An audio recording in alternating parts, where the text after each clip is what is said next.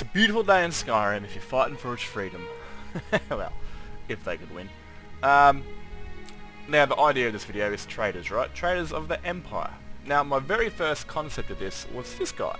Well, actually a playable character called, I think I named him Centaurus. The idea of it was that my character was like beating up a CEO for like either raping a woman or basically sending his men into the slaughter. Got arrested, blah blah. Got sent back to Cyrodiil to be like punished or whatever, and got basically saved by the Stormcloaks and My joined friend them. died. Things won't be the same without her. And then I eventually created this guy, very similar sort of build. He's got darker skin, so his father was a Redguard, his mother was an Imperial, and they were farmers that came to Skyrim after the Great War. Watch over your battles, she was a Talos worshipper, and he was a soldier of the Alakir that basically, not Alakir, Hammerfell, whatever, came to Skyrim to find a new life, to start a new family, and all that sort of stuff, where they sold produce to rebels because they were fighting for Talos, and they were fighting against the weak Empire, and his parents were killed, and eventually he saw that happen from the distance with his little sister, and he joined the rebellion. Now, this is him. Damn faithless Imperials. But this actually isn't the character I wanted to waste your time with today, because, like, he's not really a traitor. He's just an Imperial born and raised in Skyrim. This is my traitor. This is Vitalia, Autumn Cloak. Now, I've recently just messed around with the texturing of this shield, and it was so horrible that it looks so good.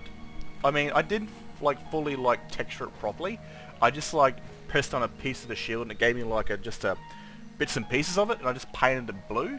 So the steel looks like it's got painted blue in it, the Imperial symbol looks like it's got blue in it, it was just a really bad paint job.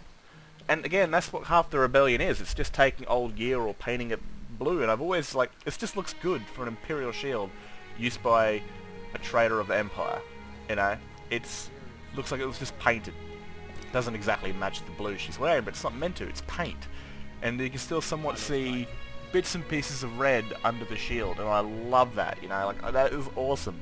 So I had to go through and kind of give these bits of the beams, bits of blue paint, and the Imperial symbol right here to kind of make it look a bit more like it was painted. Because man, this dodgy job really paid off for me.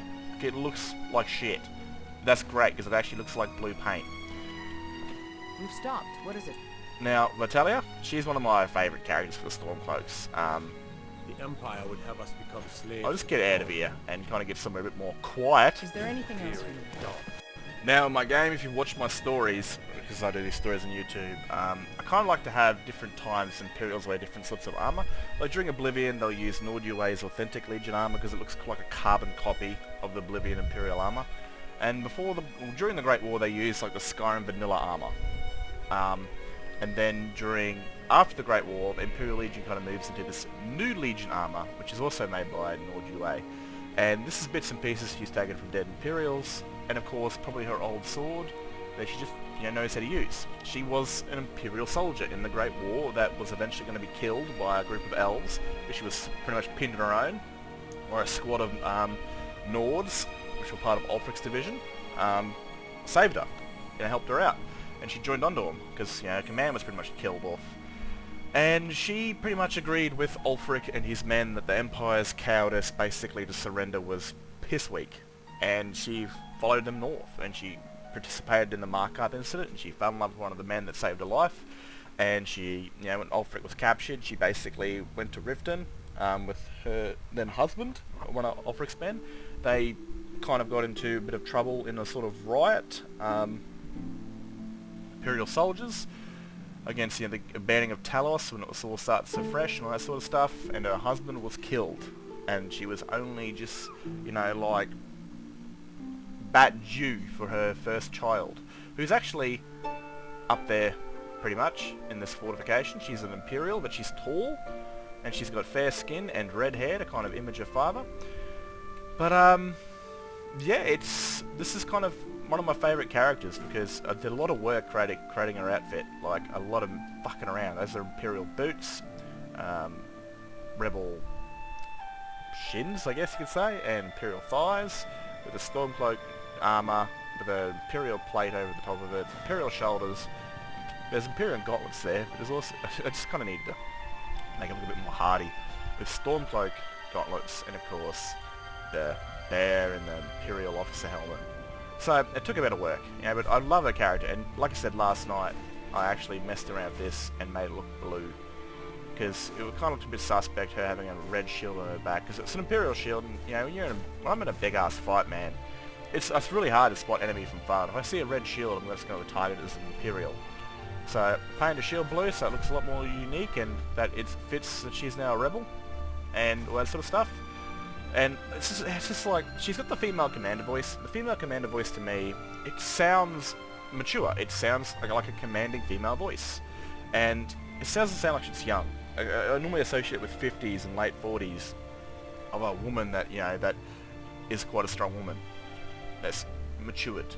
So it kind of sucks because Imperials, the female commander has voice lines, but not for the Stormcloaks, and that kind of sucks. I wish that was the case, because the female Nord's voice line is both Empire and Stormcloak. Mainly Stormcloak, because you never see an Imperial female soldier in the vanilla game. Yet they had the voice lines for them. Of course, a lot of us have been playing mods for a good 12 plus years, so we've definitely seen a fair share of female soldiers on the Imperial side. But yeah, so yeah, she's I don't want her to die, you know. I spent too much work on her. She's just another mortal follower, just like the rest of these guys. She could die in the Civil War, and she could die in the Dragon War, which comes later, or even the, you know, whatever the case may be. She could die, and I might make like a copy of the armor for her daughter to wear it. But yeah, it's just the idea came to me from Simtam, I think his name is, the guy that made Open Civil Wars. He asked me about a sort of mercenary commander that he's brainstorming ideas for Open Civil Wars, and I came up with this character, like a female commander of the Legion that agreed with Ulfric but was basically imprisoned and blah blah blah. But yeah, she's an actual physical Imperial traitor. Like, she fought for the Imperial army. You know, she was an Imperial. She lived in Cyrodiil. She fought for the Empire, and now she lives in Skyrim, and now she fights for the Stormcloaks for freedom, to rid, you know, Skyrim of the Imperial weakness.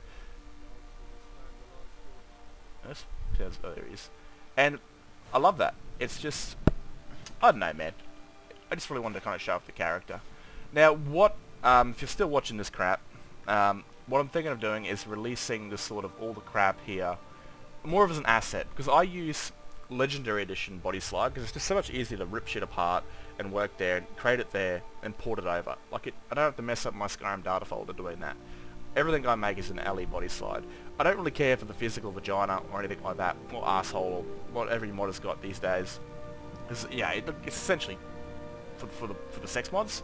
I've got sex mods, but I don't need to see someone's asshole opening up. Or, fuck, man, if you want to see that shit, either watch porn or participate in sexual activities of someone consensually. But I just use LE Body Slide. I don't really care.